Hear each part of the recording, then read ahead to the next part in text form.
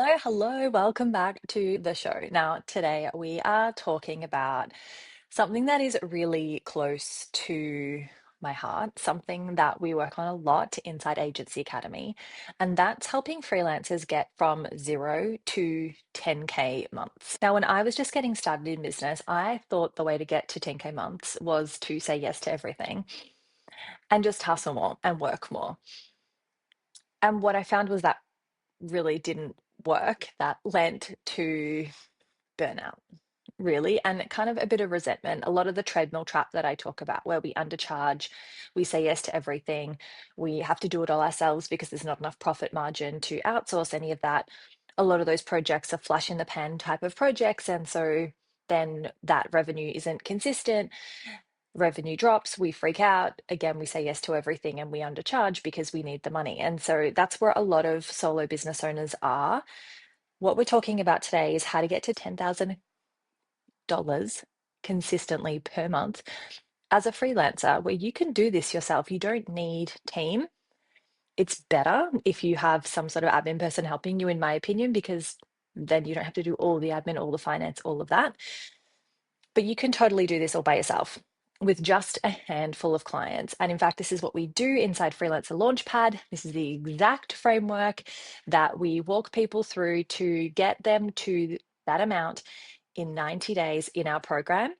And right now in March 2026, we are actually running a project where we're journeying with 3 different women at a time and publicly displaying their progress as they go so that you can travel with these women in real time and really see that this formula works. You can see it in action. You can see how I coach them through certain things. You can help them see how they make decisions. You can have proof that this can work for them and for you. But today, I'm going to guide you through exactly how I would get to 10,000 months consistently as a freelancer if I was starting from scratch today. I'm going to walk you through the Free CEO framework, which is what we use inside our company for our programs. Everything that we do is based around this model, which has 3 sections, and each of those has 3 sections. So there's 9 areas of business that every one of our trainings comes under. So the broad scope is strategy, systems, and support. Under strategy, we do life design first, then business design, and then marketing. Under systems, we do sales, we do delivery, and then the governance side of things, the finance, the legal. And under support, we have team, we have network, and we have well-being. And so they're the 9 areas. Today, what we're talking about is a little bit of the business design, some marketing, some sales, and the network. So 4 of those areas that you're going to draw in, really it's business design, marketing, and sales. But I want to talk to you about a different way to think about network as well. So it's almost a bit of a bonus one. But you can get to $10,000 per month consistently by just dialing in these 3 areas. Often we make things too complicated, right? Often we think that hard work will get us there. We just, like I said, we say yes to everything and more and more and more. And actually, the opposite is true, that less, better is what will get you there. The first one is business by design. It's under the business design section, and it's about having one clear offer. Now, I still get so much pushback in relation to this. Now, if you need to, you can break your one clear offer into multiple sections. And I'm not saying you can't have more than one offer in your agency. But if you want to get from 0 to 10,000 a month quickly, which so many of the women I work with do because they want to replace their income, they want to just have the weight off their shoulders of the financial pressure, then this is a milestone that you can get to the easiest way with one clear offer. So this is not the only way that you can do this, but it's the fastest. And so that's why this is what I recommend, because when I needed to earn money, my husband wasn't working. I just needed to earn money. And so if I had known this then, I would have got to that 10K per month mark a lot faster. And the second time I did this, I did get there a lot faster. So this is what it is. One core offer, typically that is between $2,000 and $5,000 a month. We want it to be recurring. So this will mean that you can have just a handful of clients. So if you're offering a $2,000 offer, you just need 5 clients and you'll be at 10K. If you're offering a $5,000 offer, you'll just need 2 clients. Often where I really see is it sits around this $2,000 to $3,500 a month mark, but there are no rules. There are no rules. You can work this however you like. The point is high ticket, more than $2,000 ideally, recurring. This is not just project based. And if you are going to charge that amount of money, then what we need to do is we need to have a core problem that we are solving. A core problem, not just a nice to have thing, but something that the founder of that company that you're working with really, really, really needs solved. And if you can solve this problem for them, then it is going to save them time and save them money, or make them time, make them money. Everything that you do needs to contribute to that bottom line. And the way that you talk about your offer has to then tie back to their bottom line. Otherwise, they're not going to pay you high ticket consistently for a long period of time.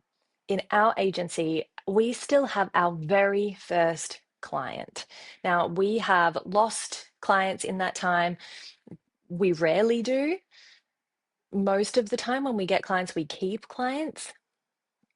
But the reason that we have that longevity, so we're coming up on 10 years. The reason that we have that longevity is because we've communicated that core solution to the problem that they have. A couple of examples of this might be lead generation. If you run ads for your clients or SEO or something like that, tie it back to lead generation, tie that to then their sales goals. Maybe you do their podcast for them, so you tie that to visibility and visibility goals and audience.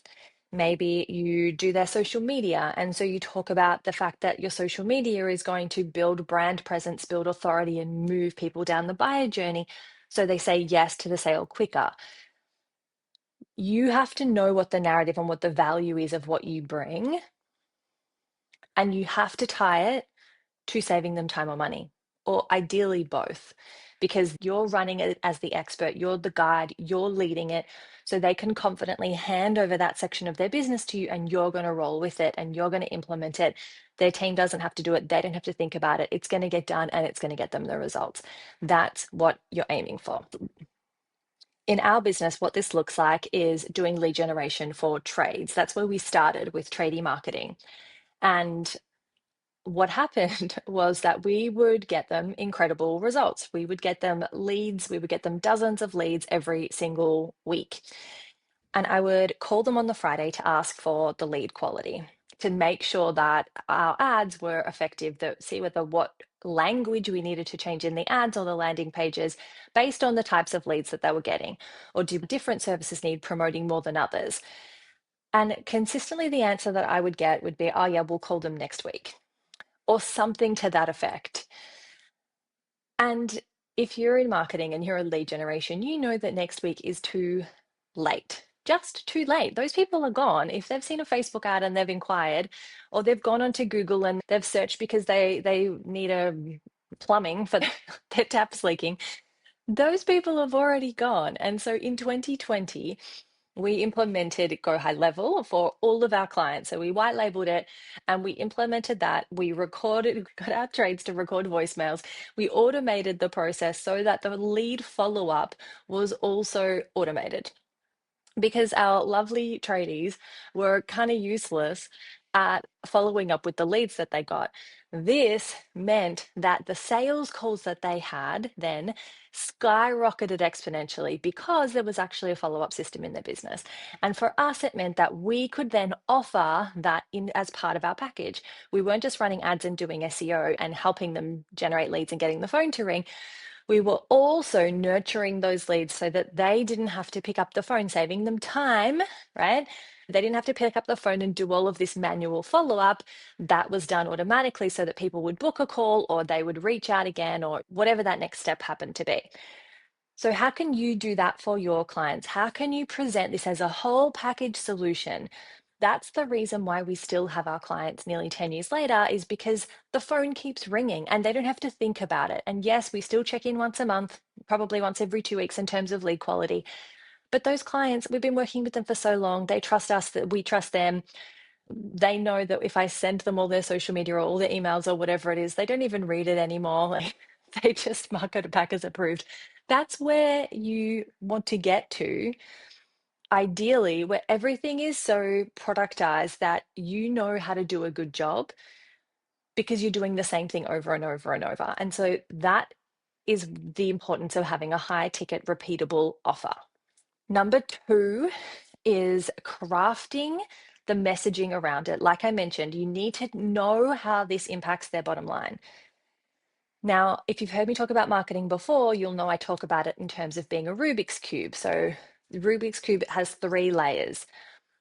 And sometimes it takes a bit of tweaking to get right. And so that's why I call it Rubik's Cube marketing, because we've got 3 layers and we're going to have to fiddle and play a little bit in order to figure out exactly what's going to work for us and our business.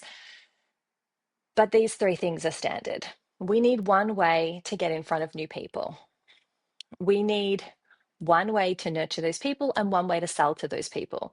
So if I was doing this again, if I was going to start my own agency again, I would do exactly as I've just mentioned now. I would run a high ticket lead generation service for trades, most likely, or something like gyms, a service-based business, because that's what I know. And I know the software and I know it works. So I would then craft messaging around saving them time and money by getting them more sales because I had them high quality leads and we have the follow-up service. In terms of how would I get that as a marketing company in front of those people, let's talk about trades. I would make sure that I was running Facebook ads and I would do outreach if I didn't have the money for ads. So when we're getting in front of new eyeballs, there's 2 roads you can go down. You can either go the way that takes you more time or go the way that takes you more money. The more time way which is where so many of us start because we don't have a budget for ads, is outreach in lots of different forms. You could be calling people, you could be going to networking, you could be DMing, you could be emailing, whatever way. That's cold outreach, where you're trying to get in their inbox, you're trying to get their attention, and you're doing it in a way that you're going to them because you don't have the money to do the ads. Either way is fine. Let's not poo-poo outreach, right? It's actually a really effective marketing tool.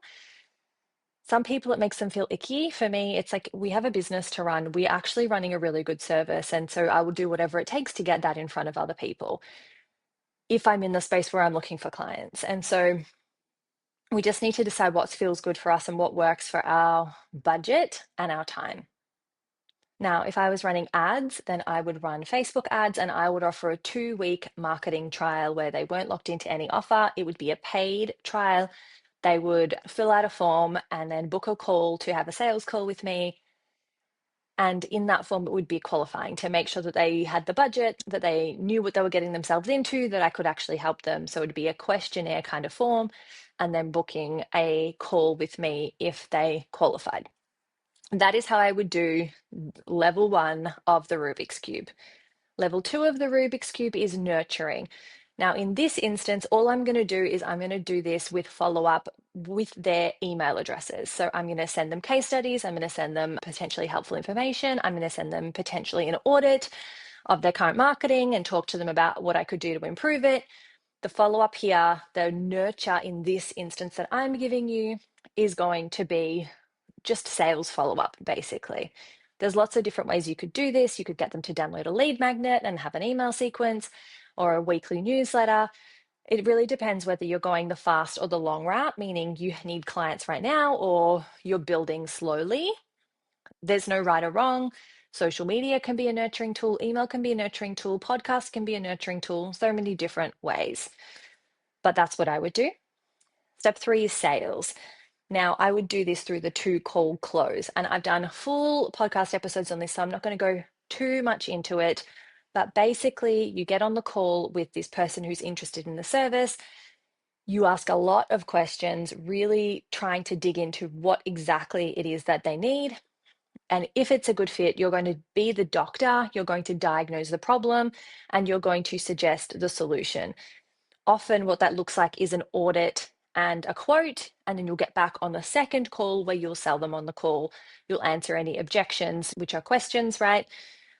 And you'll move through it that way. So, that is what I would do in this instance with the sales, a 2 call close. So, if you want more info on that, where I break down the exact process, Google the 2 call close podcast episode and you will find that. Now, the third thing, like I mentioned, is a bit of a bonus because that was almost a 3-in-1, number 2. But the third one is your network. When we're thinking about eyeballs, I really want you to think more broadly, right? I want you to think like, this is not just eyeballs of your clients. This is eyeballs. There's 3 types of people that you want to be in front of. You want to be in front of your clients, potential clients. You want to be in front of referral partners and potential collaboration partners. When you're thinking about how to get in front of these groups, think outside the square. You want to get in front of them. So where are they? Where are they hanging out? Is it that they're in Facebook groups? Are they in like actual physical networking groups? Are they in the local business group? Are they at the school? Are they in a charity? Are they in certain coaching programs? Do they go to a specific coach or a specific accountant? How can you get in front of the people that are working with these people that you want to work with in a different way? So, for example, tradies are going to need accountants. How can I make friends with the accountants and build a relationship that's mutually beneficial? Can I get inside the Tradie Wives Facebook group so that I'm in that arena and I can offer advice and become a trusted voice in that space? Are there other Facebook groups that I can get in? Can I sponsor different builders coaches because I'm not coaching and I'm doing marketing, and so maybe I can give them a commission? And all of these things I've done, right? Can I start a podcast for trades so that they listen to it? I've done that too. And yes, I called different trades and told them I had a podcast before I did so that I would have people to interview. And my hope was that they would talk about themselves for 30 minutes and really love me because I was helping them talk about themselves. And then they would ask me about marketing. And yes, it worked. So all of these different ways, when you think network, I want you to think about getting intentionally and strategically inside rooms or virtual spaces where your people are, where collaboration partners are, where referral partners potentially are. And this isn't about being slimy and just jumping on the sale the first second you get. This is about the long game. And this is about intentionally placing yourselves in the right place, knowing that you can solve a really great problem. So when you come in with that confidence, knowing that you offer something amazing, you never have to second guess your methods because you know you're coming from a place of service and support, and it's okay to want to grow your business. It's not okay to just jump on people and dig your nails in and not intentionally want to build relationship, because that's not going to get you anywhere in business or life. But you can do it intentionally and still feel good about it and still do it in a way where you make friends that will serve you for decades to come. Recently, I got a call from someone who's running an International Women's Day breakfast. The person that referred me to this opportunity is someone I knew more than 15 years ago, who was actually legitimately a connection of mine. You never know where things will go. So be a good human and put yourself intentionally into places where the people you want to work with are. And lastly, I just want to leave you with what I started with, which is we're not going to get to $10,000 months consistently with sprinkling effort all over the place. Less is more. Do less and do it well. So all you need to do is remember 3 things. The first one is your offer. One offer to one type of person and one Rubik's Cube. That's it. That's all you need to remember. Those 3 things will get you to 10K months consistently. And there's so much flexibility in that. So we're not just teaching everyone to do exactly the same thing. When you come into our programs, it's not you must do A in this way and B in this way and C in this way. It's a framework, it's a flexible framework.